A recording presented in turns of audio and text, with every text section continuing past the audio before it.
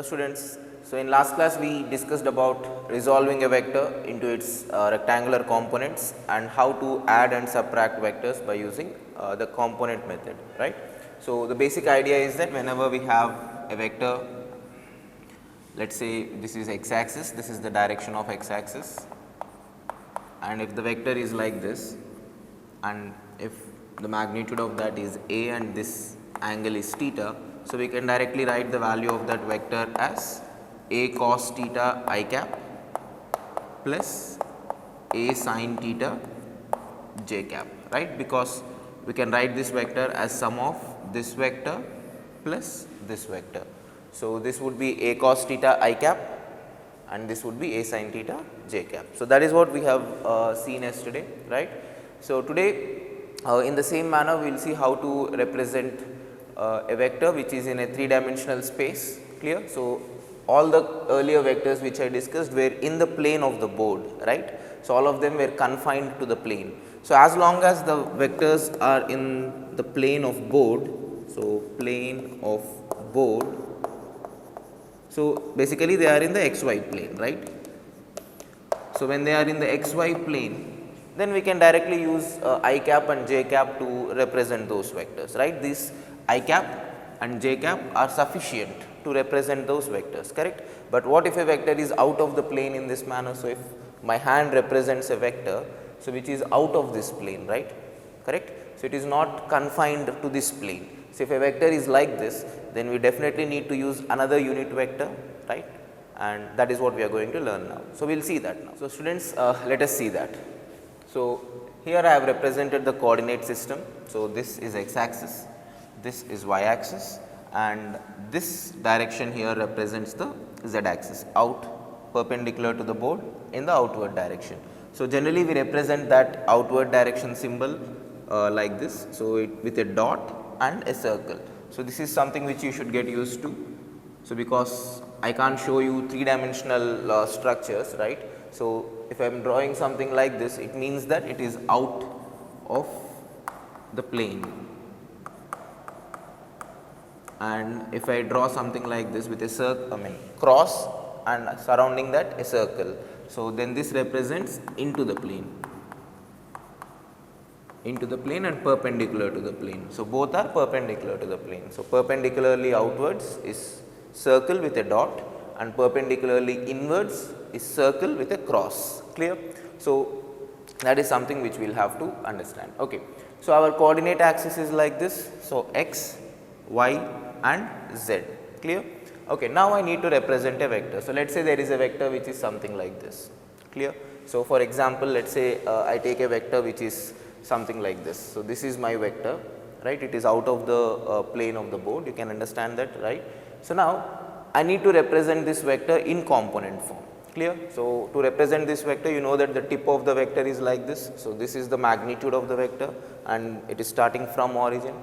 Okay. So to do this, what I will do is, from the tip of this vector, I will be dropping a perpendicular onto the x axis, clear. So from here I will draw a line in this manner which drops onto x axis perpendicularly, just like we have done in the case of 2-dimensional vectors, the same concept, nothing different. So let me just remind you once again. So if the vector is like this, if I have to write it in component form by using I cap and j cap, so this is x axis and this is y axis, and this is our vector a having a magnitude of, a bar having a magnitude of a, then what will I do? I will drop a perpendicular onto x axis, so this angle will be 90 degrees, and I will drop a perpendicular onto y axis, this angle will be 90 degrees, and from the origin, which is the tail of the vector, I will take this as one component and this as the other component, correct, and the resultant of these two will be this one, correct students. That is what we did. So even here we will be doing the same manner, the same thing. I will be dropping the perpendicular from the tip of the vector onto the x, y as well as z axis. Is that clear? So that is the idea. So if this is how the vector is, let us say, so this is my vector. Now what I am going to do is, I am going to drop a perpendicular in this manner onto this. So let me draw that over here first. So that would be like this, clear. So this is one vector. So this is something which you will have to visualize, clear. So try to understand it in this manner. So try to think of a line which is falling like this, and this angle will be 90 degrees, clear. So, there will be a right angle triangle which is formed over here. So, this is the triangle. So, if I show that to you like this, so let me draw that. So, this is my vector, so which is like this tube, and it looks something like this. So, whatever I have drawn you here is basically this triangle, clear. So, the triangle is like this, I have just shown it to you in this manner over here. So, that is what it is, clear. So, okay. So, this is the x component of this vector. So, for this vector we can say that this will be the x component. So, which means from here I am dropping a perpendicular just like in the two dimensional scenario. In the same manner, if I drop a perpendicular from here onto the y axis, clear. Same concept once again, from here I am dropping a line like this such that the angle between the y axis and that line is 90 degrees. So, that component will be in this manner. Clear, students? And similarly from here, if I drop a perpendicular onto z axis, try to think of z axis in this manner, clear. So, it is like this out of the plane. Now, from the tip of this, if I drop a perpendicular onto this, once again there is a right angle triangle which is formed over here, and onto this, let us say there is another component. I can't represent that over here in the diagram. So, for that I will draw a slightly different diagram. So, let us say these are the axes. So, all these three are not in the same plane. Try to visualize this as a three dimensional diagram, clear. So, if this is x, this is y, and this is z, clear. So, let us call this length as a, this length as b, and the outward length as c. The vector in the outward direction has a magnitude of c. So, which means it is understood like this. So, let me draw it differently. So, here we can say that this is a along x, this is b along y, and this is c, and that is along z, clear. And we can say that the resultant of those three, a which is along x, can be understood as ai cap, correct, students, and b which is along y cap, y direction, can be understood as bj cap, and c which is along z direction can be understood as ck cap. Is that clear? And remember once again, those three vectors which I have taken, ai cap, bj cap, and ck cap, they are all components of this vector onto the x, y, and z axis, clear, dropping perpendiculars from the tip, just like we have done here. So, it might be little bit difficult for you to visualize. So, try to think about this scenario once, twice, thrice, as long as you get the complete picture, clear. So, if you want, you can try this exercise at your home as well. So, try to stick some pencils or pens or whatever you have. So, sticks, you can also use sticks, and take a vector which is like this, drop a line like this, and make sure that this angle is perpendicular, and look at that triangle, clear. So, that is what I have drawn in this scenario, right. Okay. Now, so ai cap, bj cap, and ck cap. Now, I can write my vector a bar, or let us call this as p bar. So, my vector p bar can now be written as, what can I write this vector, because this vector has three components, ai cap, bj cap, and ck cap. Can I say that by adding these three vectors, I will be getting my original vector. So, by breaking this down into three components, I got these three, which means if I add these three once again, I should get back my original vector, right.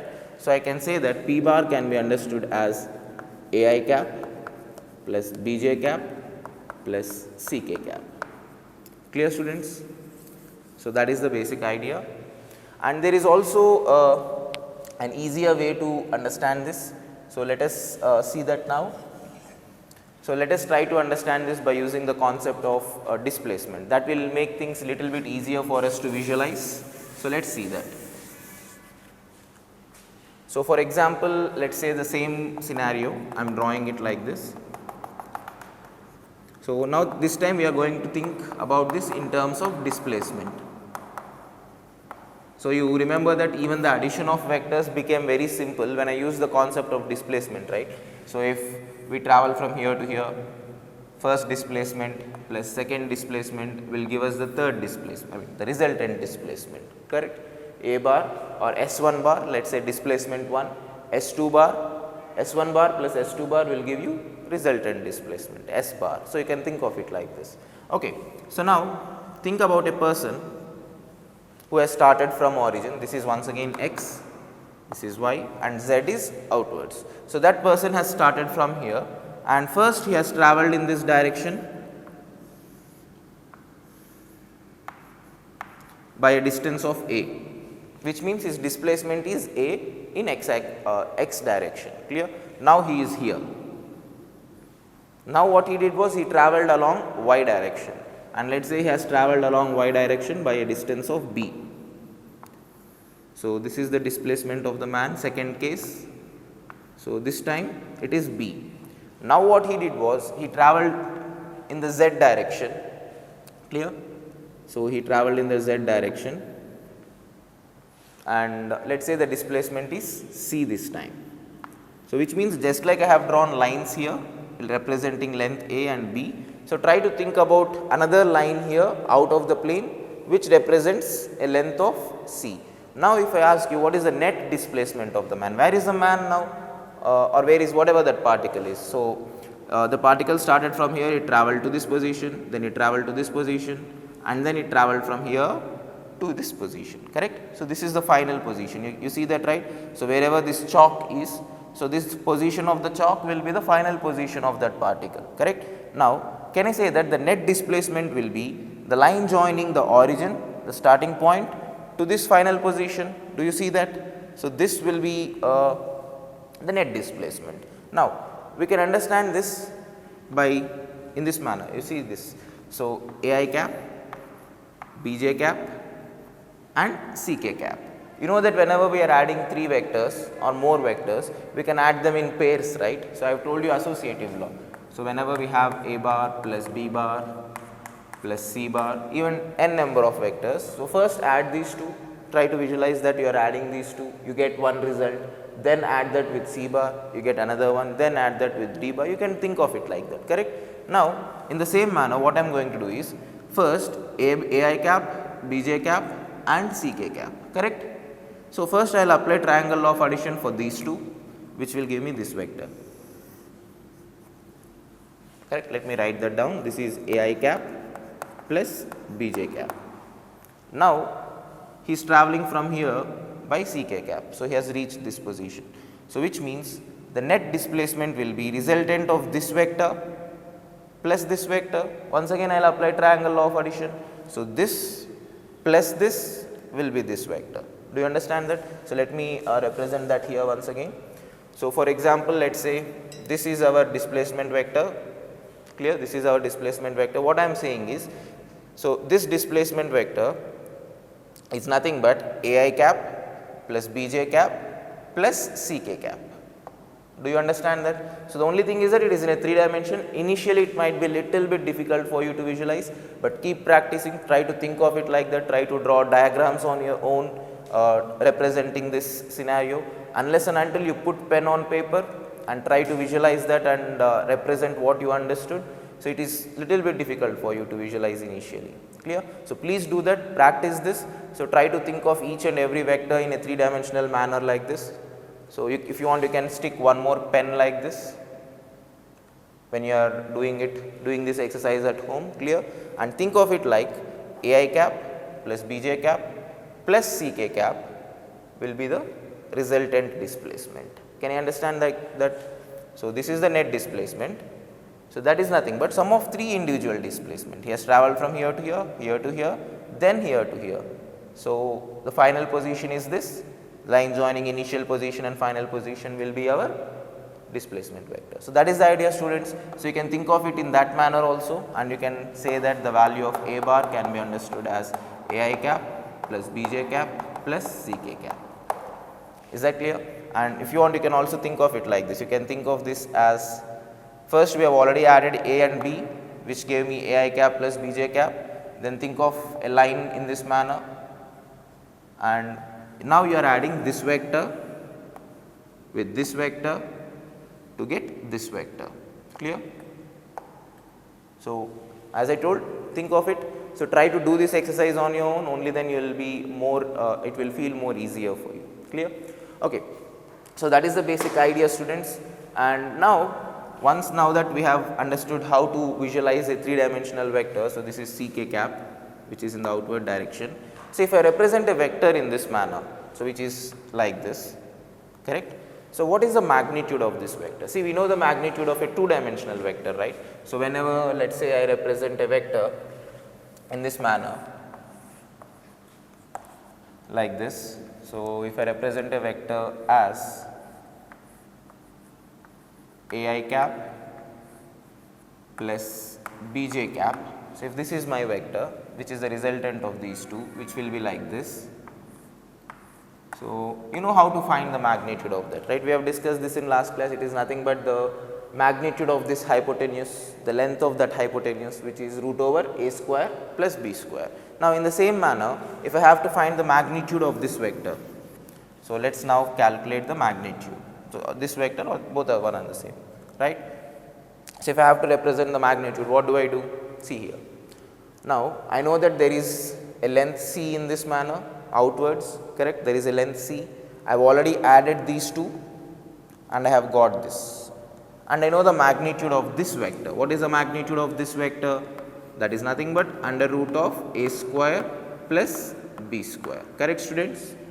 So, this length which I have drawn is under root of a square plus b square. Now, there is another length c outwards, correct? Okay, let me bring that rod once again to represent our displacement vector. So, please observe carefully.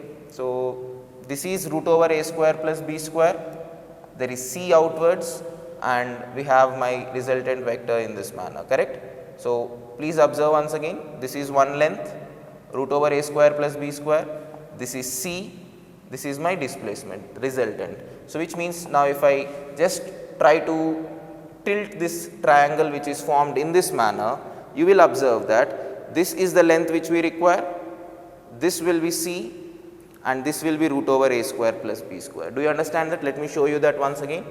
So, this is how it is, right? So, this is c, the chalk is of insufficient length. So, try to just extend it to this position.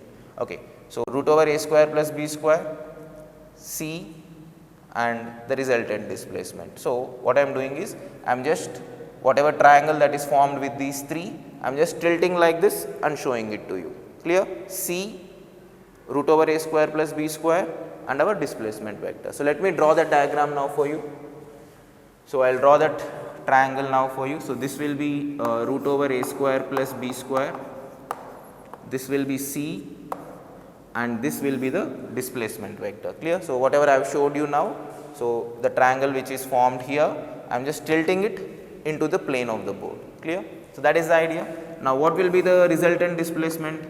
Once again it is, I can apply Pythagoras rule here. So, if I apply Pythagoras rule, I would be getting under root of, tell me, base square plus adjacent or opposite square, this square plus this square under root, correct? So, that would be root over a square plus b square whole square plus c square, right, students? And if I simplify this, I would be getting square root and square will get cancelled, a square, b square, c square sum. So, under root of a square plus b square plus c square. So, that is it, students. So, whenever you are given a 3-dimensional vector, which means a vector which is represented in component form in this manner, ai cap plus bj cap plus ck cap, then you can directly say that the magnitude of that vector is this one, root over a square plus b square plus c square. Just like in this case, when we have only two components, we write it as root over a square plus b square. So, if that vector has three rectangular components, then this would be the magnitude of such a vector. Clear, students? So, as I told you, try to do this once again with some using some pens and sticks, whatever you have, whatever you get at home, clear? Then it will make things very clear for you, right?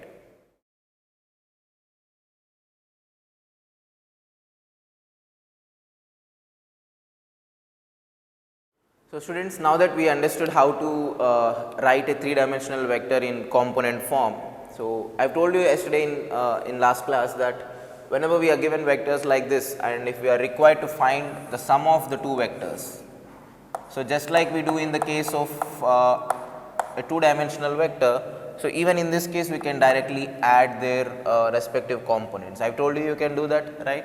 So here we have 3, here we have 1, 4, minus 2. So I will directly do the operation. I am adding the two vectors. So 3 plus 1 gives me 4 I cap, 4 minus 2 gives me 2 j cap, and 2 minus 6 gives me 4 minus 4 k cap, correct.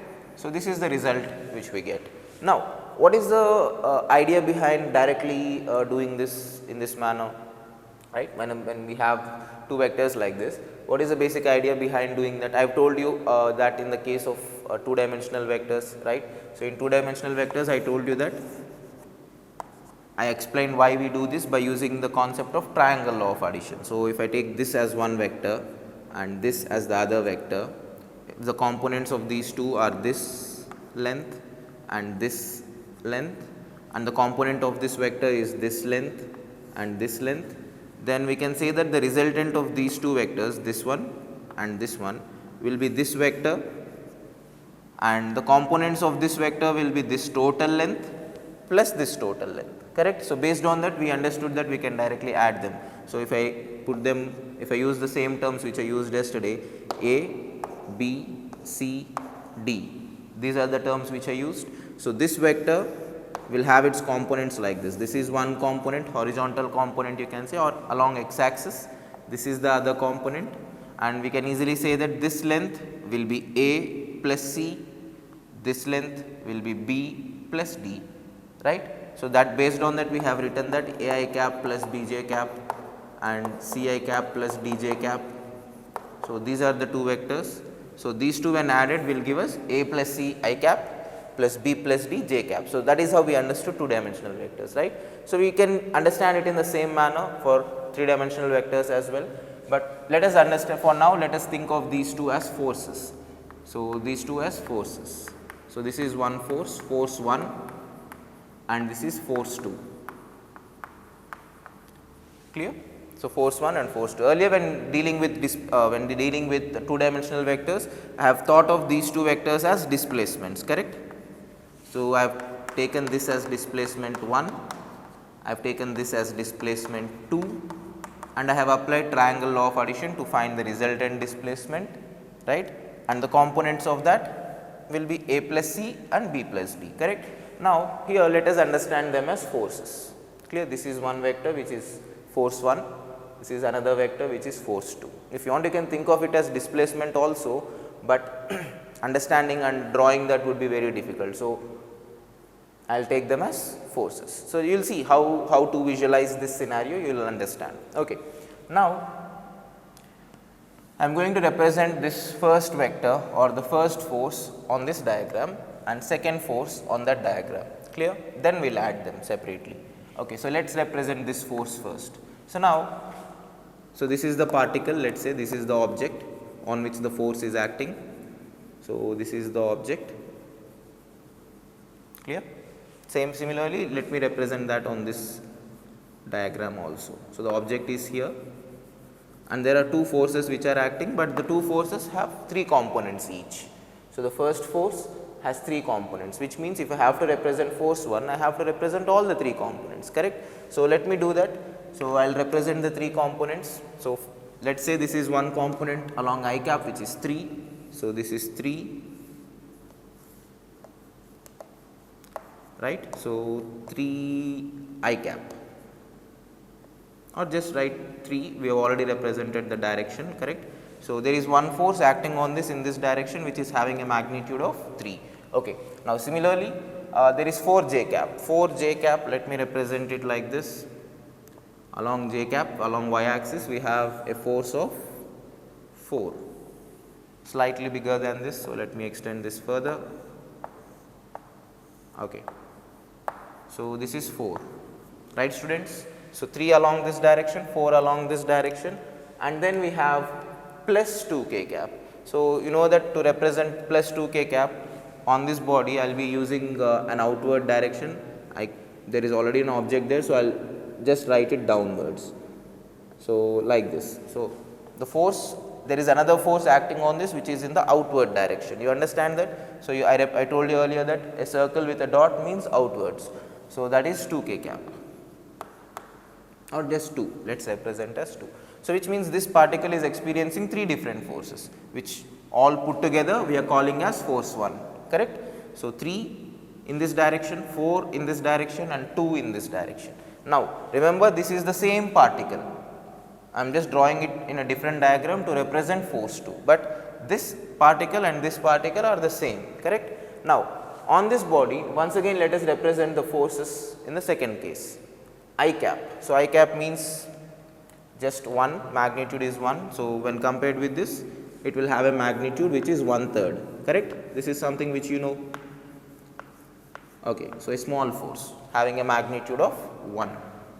Now minus 2 j cap. So minus 2 j cap means in the negative j direction, correct. So that would be like this. So double the length of this. So I am drawing it bigger. Okay. So this is 2. Okay. Now next, what is the next one? Minus 6 k cap. So I can't represent minus 6 on the board. So I will use a circle with a cross. You understand that, right? So circle with a cross. So this is 6. So that's it, students. I have represented both the vectors, right? I am thinking of them in terms of forces. You can think of it in terms of force or displacement, but as I told, representing 3-dimensional vectors, thinking of them as displacements is a little bit difficult, clear. So thinking of them as forces will give you a very simple picture. So that's why we are doing this. Now, so these 3 are acting on the body, these 3 are also acting on the body. Now if I ask you what is the net force, so remember these 2 are the same body I have drawn showing you different cases. Now these are acting, these are also acting on the body. What is the net force? How do I draw it? So let me draw that separately over here. So now this is our object, right. So this is our object. Now if you see the x direction you can see that there is 3 acting in positive direction, there is 1 acting in the positive direction. So what will be the net force on the particle? So that would be 4. So 4, correct. Now similarly, in y direction you have 4 in this direction and 2 in the downward direction. So when both are simultaneously acting on the same body, 4 upwards and 2 downwards, the resultant will be how much? 4 minus 2, right, 2 upwards. So that is LO. So y direction is LO. So 2 upwards, right students. Now the k cap direction. So in k cap direction you can see that there is 2 newtons outwards, a small 2 Newton length vector outwards, and there is 6 newtons in the inward direction. So 6 inwards, 2 outwards. So can I say that the resultant will be 6 minus 2 in the inward direction? So 6 inwards and 2 outwards, correct. So 6, 2. So 6 minus 2 inwards. So that will give me 4 in the inward direction. Is that clear? So that's it. So now you can say that the resultant force F net, which is acting on the particle, will be the resultant of these 3, which is 4 I cap. What is this? 2. So 2 j cap, and this is inwards, right? So minus 4 k cap. Minus 4 k cap. So whatever we have got here by normal mathematical analysis, we can also think of it in terms of forces, clear. So that will give you a complete picture of why we are doing this process, clear students. And if they ask you what is the net force, what is the magnitude of net force? So F net magnitude, what is it? So it is nothing but, you know that method, right? We have just discussed, root over 4 square plus 2 square minus, plus 4 square. Don't make this mistake, clear, because even if there is a minus sign here, when you square that term it becomes plus, right? So don't write it as 4 square plus 2 square minus 4 square. So that is wrong. So sum of all the squares, clear. So this is equal to root over 16 plus 4 is how much? 20 plus again 16, 36. So root 36.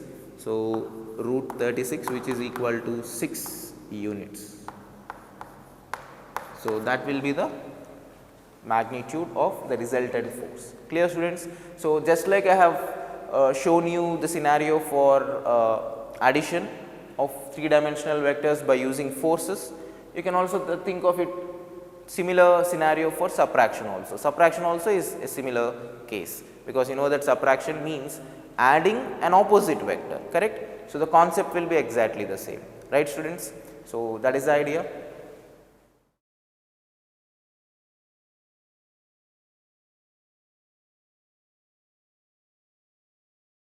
So, students, now let us learn about directional cosines. So, that is the topic.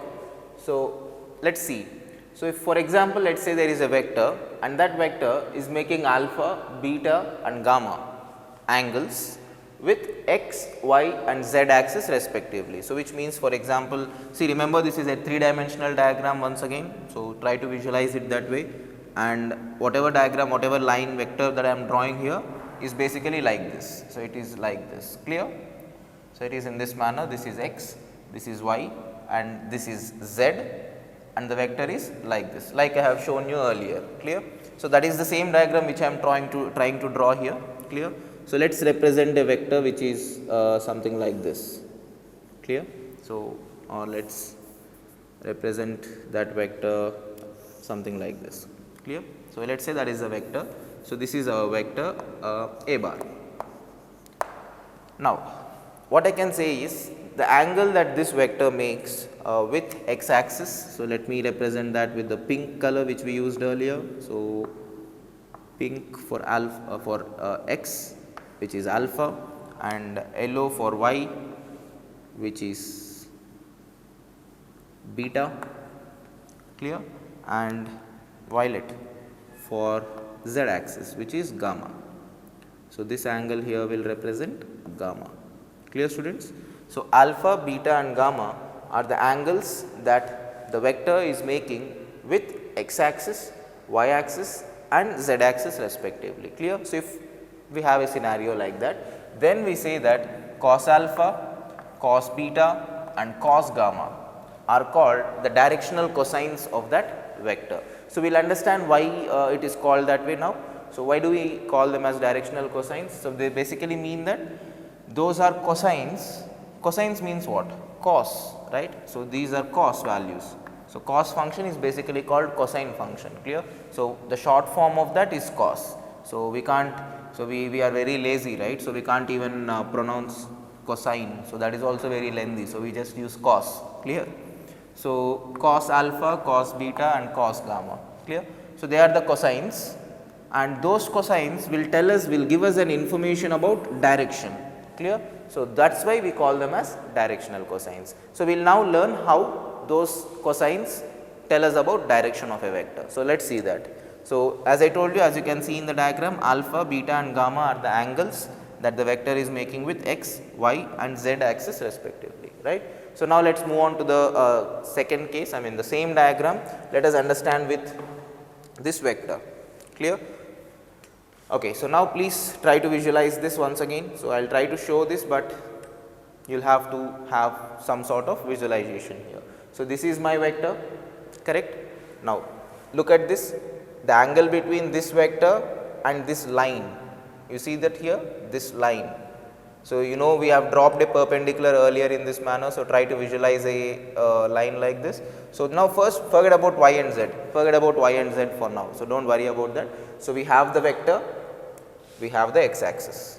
Like I told you, this angle formed between this line and x axis is alpha, correct. This angle is alpha, right, students. So, now what I am going to do is, I am going to draw a triangle separately, which represents this as the hypotenuse, this as the base and this as the height. So, I have told you earlier, right, I am going to show you, this is the triangle that is formed, right. So, this is one line, this is one line and this is the hypotenuse. So, I am going to show that triangle in this manner, right. So, let me draw that over here. So, this is our, this is the rod, clear. This is the x axis and this is the perpendicular that we have dropped, right, students.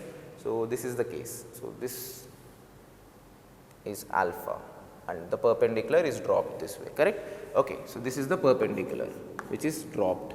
Let me draw it with a dotted line. Okay, fine.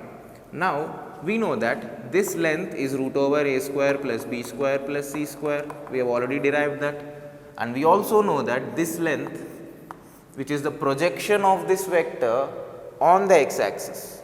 What is the projection of this vector on the x axis? It is nothing but displacement along x axis, which is a, right? So this length will be a, right students? So this length is a, this length is root over a square plus b square plus c square. Please once again try to visualize. So visualize a triangle, and as I told you earlier, this length here will be the projection of this onto the x axis and the magnitude of that would be a.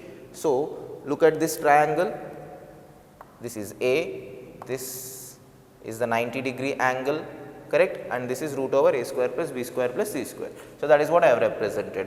And can I say now this angle is alpha, correct, because this is the x axis, this is the hypotenuse which is the vector, the angle between the vector and the x axis is alpha. Now see what is cos alpha, what is the value of cos alpha that I am getting?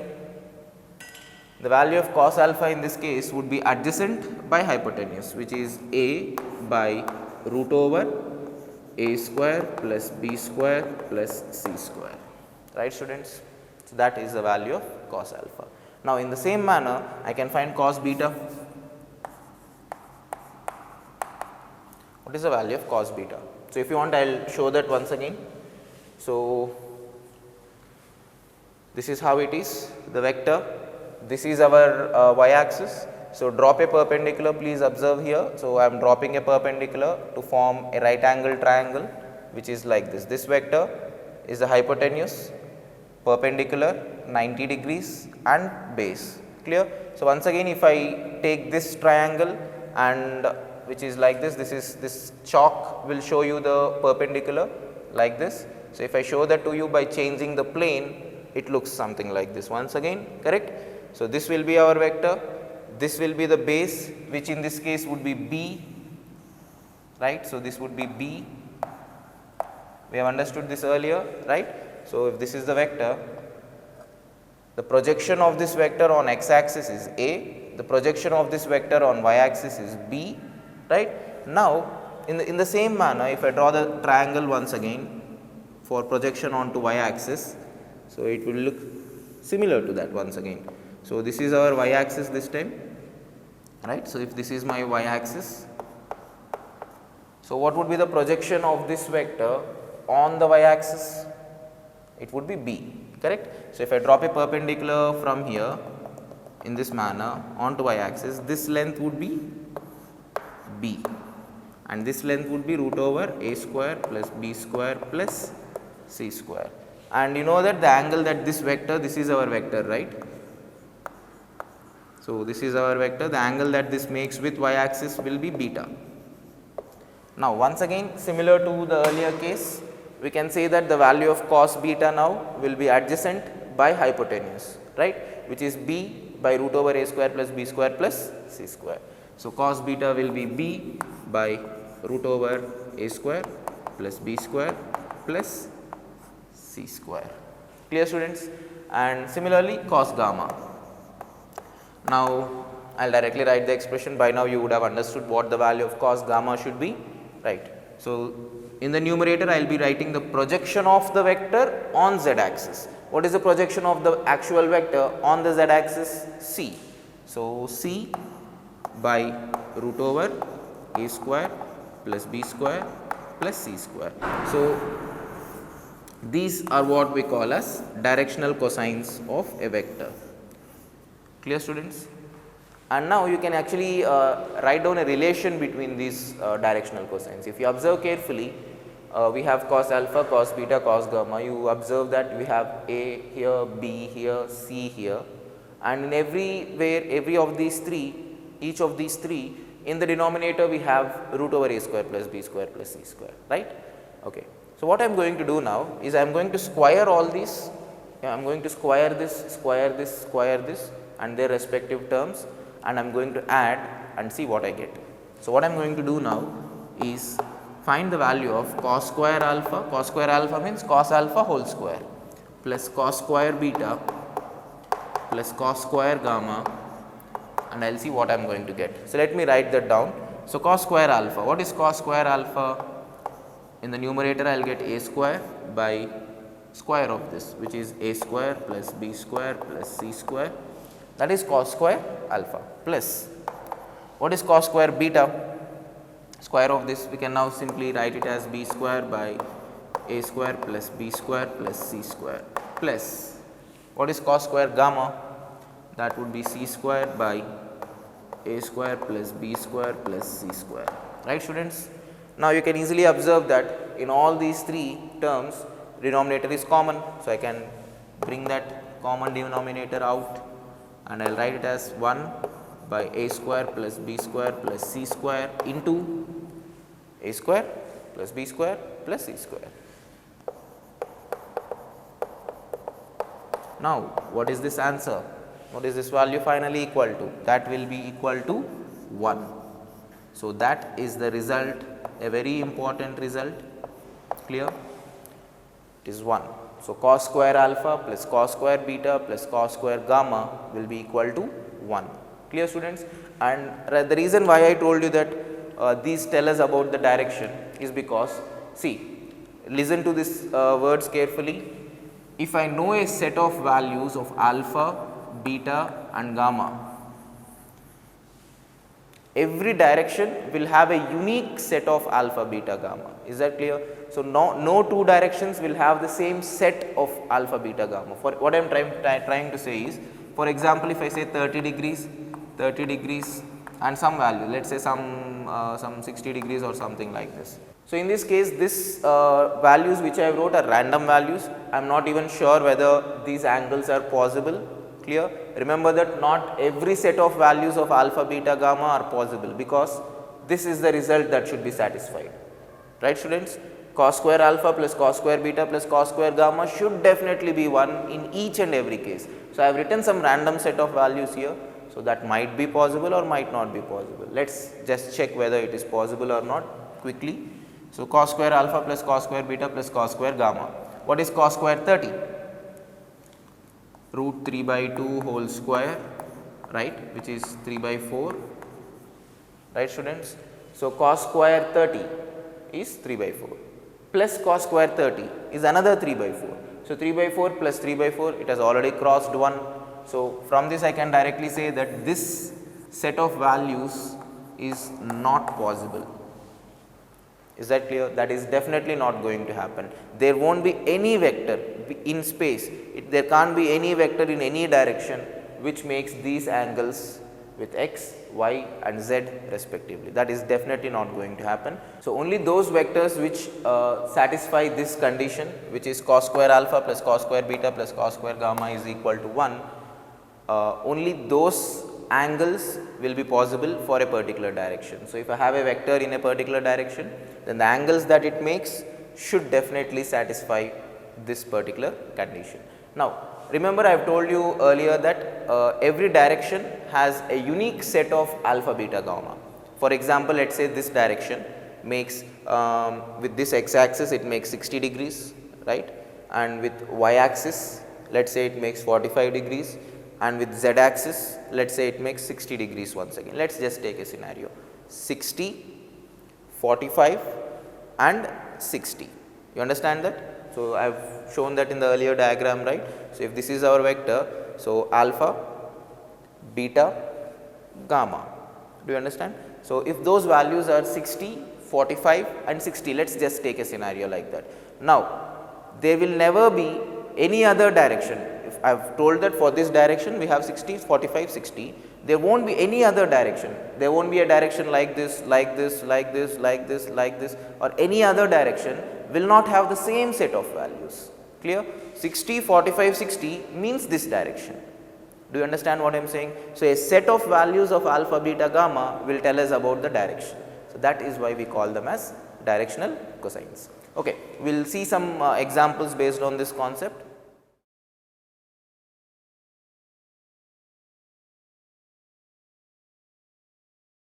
So, students, as I told you earlier that every set of values of alpha, beta, gamma represents a unique direction, right. So, now I will show that to you mathematically, right. So, let us consider that there is a vector A bar which is given by ai cap plus bj cap plus ck cap. So, we have earlier understood that in the earlier discussion that we can write the value of cos alpha as a by root over a square plus b square plus c square. Now, you all know that this root over a square plus b square plus c square is nothing but magnitude of our original vector, right. So, I can write it as capital A, right students. Now, observe closely, can I write small a as a cos alpha? By using a similar logic, can I say b is nothing but a cos beta, right, and c is nothing but a cos gamma. Clear students? Now, this is something which you should understand properly. What this means is that the projection of a vector capital A on x axis is a cos alpha, clear, and projection of this on y axis is a cos beta, and projection of this on z axis is a cos gamma. That is what it means. So, these are all projections you can say, or components you can say, projections on x, y, z axis respectively. Clear? See, if you want, you can also understand this in the same manner for a vector in 2 dimensions. See, you know that, please observe carefully, there is a vector like this making an angle of theta with x axis, right. So, a 2-dimensional vector, it is in the plane of the board, right. So, we can understand that in 2 dimensions which we usually use x and y. Okay. Now, you know how to write this vector. How do I write that vector in component form? Very simple, we have done this many times. So, I can write this vector as a cos theta I cap plus a sin theta j cap, correct, right. Okay. Let it be that way, I will come back to that in a while. Now, I found the values of a, b, c. I know that a is nothing but a cos alpha, b is nothing but a cos beta, c is nothing but a cos gamma. I will just substitute that here. Let us see what I am going to get. A bar is equal to a cos alpha I cap plus a cos beta j cap plus a cos gamma k cap. Okay, fine. So, this is my vector. So, if I know the vector and the angles that the vector makes with x, y, z axis, I can directly write the vector in component form, right. That is what this means. A very, very important expression. I will repeat once again. Vector a bar is equal to the component of that along x I cap plus component of that along y j cap plus component of that along z k cap. And how do we find the components of a vector along x, y, z? A into cos of the angle it makes with the axis. Clear? Very simple, right? So, this is our vector now. Okay. Now, you should get a doubt. Okay, 3-dimensional vectors are represented in this manner, or any vector in as a matter of fact, correct. A general vector is represented in this manner, but how come this vector is in a different manner? How come this is in this is a cos theta I cap plus a sin theta j cap and there is no k cap at all? How come you can use one method for this and one method for that? No. Here you should understand that that thing is also exactly the same thing. So, whatever I have told you here is the exact same thing here, because I will show you what that means. Let me write this in a slightly different form. So, a cos theta I cap plus, you all know that sin theta is nothing but cos 90 minus theta. So, why I am doing this is, see, observe carefully, this vector A is making an angle theta with positive x axis. So, it is making an angle theta with positive x axis, and it means that it is making an angle of 90 minus theta, right, with positive y axis. So, this is 90 minus theta. Now, think of it like this. Now, as I told you, this vector is making alpha, beta, gamma with x, y, z. Now, tell me what is the angles that this vector is making with x, y, z? So, this vector is in the plane of the board, right. So, this vector makes theta with x. So, a cos theta, right. This vector makes 90 minus theta with y. So, a cos 90 minus theta j cap. Now, there is another term left, right. Where is k cap? We can also write k cap. So, this is k cap direction. Now, think properly, what is the angle that this vector in the plane of the board makes with k cap? K cap is exactly perpendicular to the plane of the board and this vector is in the plane of the board. So, what is the angle between this vector and something which is perpendicular to the plane? 90 degrees. So, I can write this as a cos 90 degrees j cap. That is it. See, both are one and the same, right. A cos theta a cap, a cos theta a cap. A cos 90 minus theta j cap is nothing but a sin theta, and a cos 90 is 0. So, that is how we can understand a two-dimensional vector, right. I mean a vector which is in the xy plane or any other plane, x, y, y, z or x, z. So, that is the idea, students. So, as I told you, this is the general form. If you know alpha, beta, gamma, you can directly write the vector. So, for example, as I told you earlier, what are the angles that I have taken? I think 60 degrees, 45 degrees and 60 degrees, correct. So, if you have to check whether this set of values is possible or not, what is the first thing you will have to do? Cos square alpha plus cos square beta plus cos square gamma equal to 1. So, if that condition is satisfied, then this is possible. So, let us just check that first. So, first check cos square 60 is 1 by 2 whole square. Let me write it down, 1 by 2 whole square plus cos square 45 1 by root 2 whole square, right, plus cos square 60 is 1 by 2 whole square. Okay, let me find the values. 1 by 4 plus what is this? 1 by 2 plus 1 by 4. How much is this?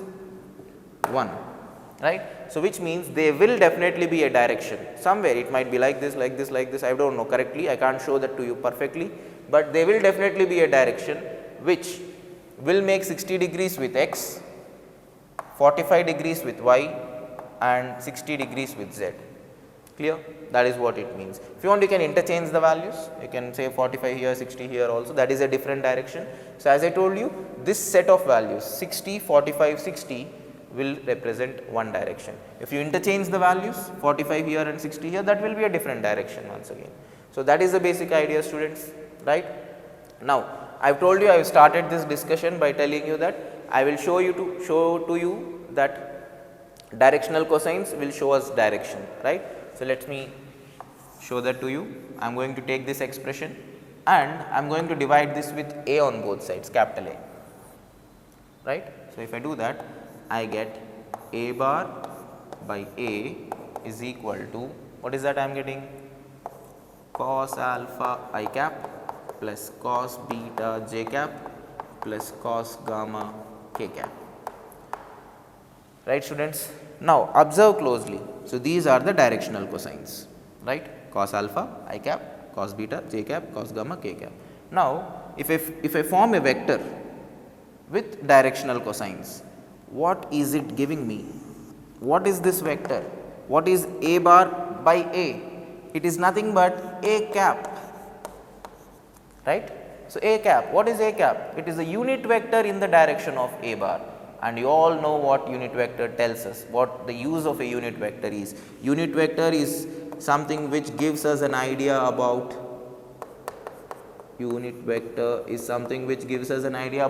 direction, right.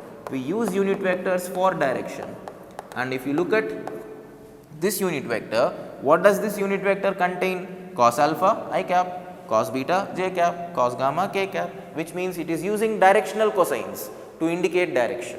So, that is why, as I told you, those cos values, cos alpha, cos beta, cos gamma, they are called as directional cosines. So, remember this is the general form of any vector. So, if they give you a vector and if they give you the magnitude of a vector and tell you that vector makes alpha, beta, gamma with the axis, you can directly write the vector in this form.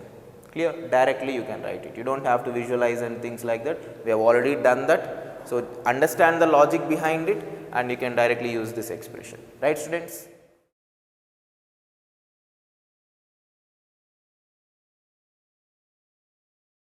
Students, let us solve a few questions now. So, here they have given a cap represents a unit vector, right. So, this is a unit vector in the direction of a bar, it is given by 0.7 I cap plus 0.1 j cap plus ck cap. So, c is a constant which we do not know.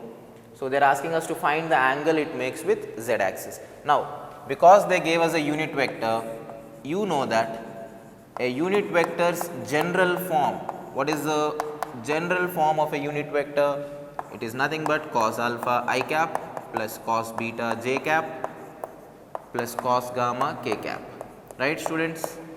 So, which means the first term tells us about the angle it makes with x, second term tells us the angle it makes with y, and third term tells us the angle it makes with z. So, I need to find this third term, right. If I find that third term, I can directly equate that with cos gamma, I will get gamma, right. So, how do I find the third term? Very simple, right, because they told that this is a unit vector, and you know that for a unit vector, what is that?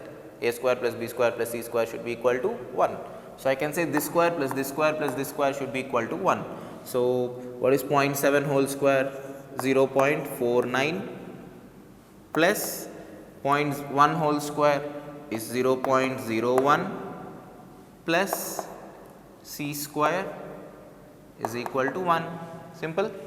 So, 0.49 plus 0.01 is 0.5 plus c square is 1, which means c square is 1 minus 0.5, which is 1 by 2, and if c square is 1 by 2, c is how much?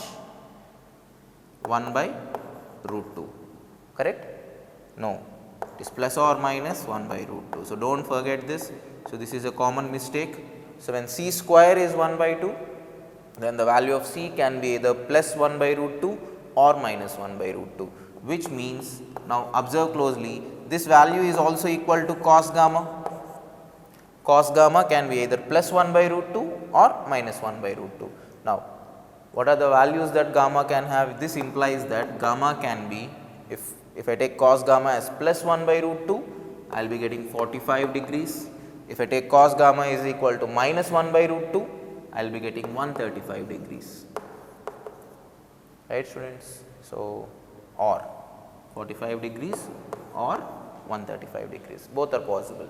So, if this is the only information that they have given us, then the vector can make either 45 degrees with z axis or 135 degrees with z axis. So, if they tell us that c is a positive term, then I say that the vector makes 45 degrees with z axis. If they say that c is a negative term, then I will say that the angle that it makes with z axis is 135 degrees. Clear students?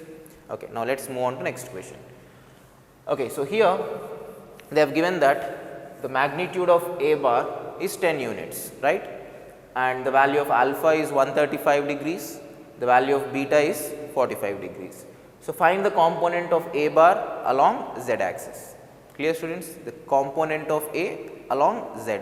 I have told you earlier that a cos alpha is component along x, correct? A, if this with x axis it makes an angle of alpha, a cos alpha, which means the projection of this. You know what a projection is, right?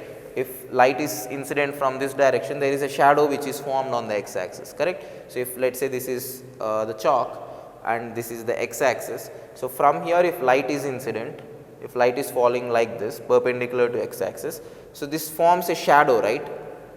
It is nothing but dropping a perpendicular and finding out this length, correct?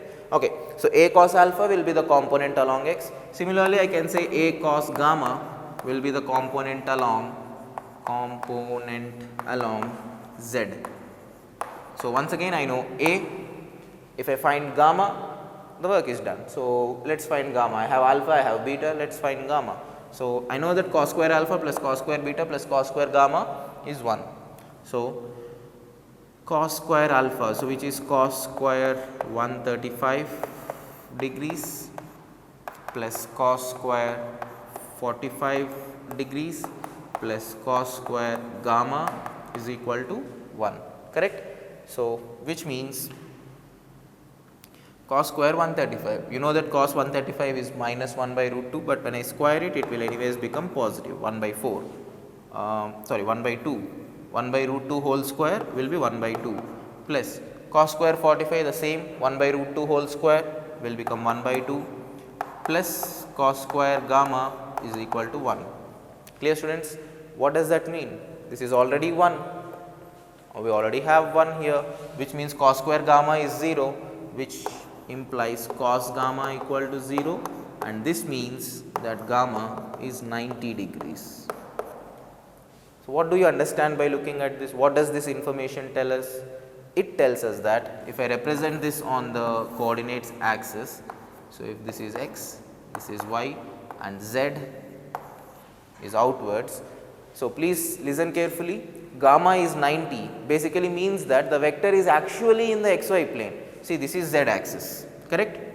So, now think of anything which is perpendicular to this chalk. So, if there is, this is the vector. So, think of anything which is perpendicular to this chalk. So, it will either be like this, like this, like this, like this, all these directions which I am representing. So, it could be like this, like this. So, can you say that these are the different directions which are perpendicular to this direction, correct. So, which means everything in this plane will be perpendicular to this z axis. So, our vector which is making 135 degrees with x and 45 degrees with y axis, so will be something like this. So, let me represent that correctly here. So, in this particular scenario that vector will be in this manner, in such a way that this angle is 135 degrees and this angle is 45 degrees, and because this vector is in the xy plane, the angle that it makes with the z axis will obviously be 90 degrees. Now, think of it like this, what will be the component of a vector, this vector in this direction, the component of a vector which is in the plane of xy along z axis, it will be 0, right. And the reason for that is, in this case if you just substitute the values a cos gamma is becoming 0, which means the component of this vector along z axis will be 0 as well. Clear? See, the idea is pretty simple. See, for example, think of this as the vector and think of this as the plane. Clear? What will be the projection of this vector on this plane? So, which means if you put light from the top, so if light is striking from the top, what will be the length of this chalk on the plane? 0, right? It just appears like a dot, it will not have any length. Do you understand what I am saying? But if the same chalk is like this, now if I put light from the top, so if it is like this, then there will be a length, there will be a shadow forming with some length, correct. And if the vector, if the chalk is like this, even then there is a shadow formed. When it is like this, there is a shadow formed. When it is like this, also shadow is formed. But when it is exactly like this, making 90 degrees, then the projection of that onto that plane will be 0, correct. So, that is exactly the result which we got, right students. So, that is it for today. So, with this all the concepts related to addition, subtractions and understanding directions is done. So, in the next topic, next class we will discuss about multiplication of vectors, right.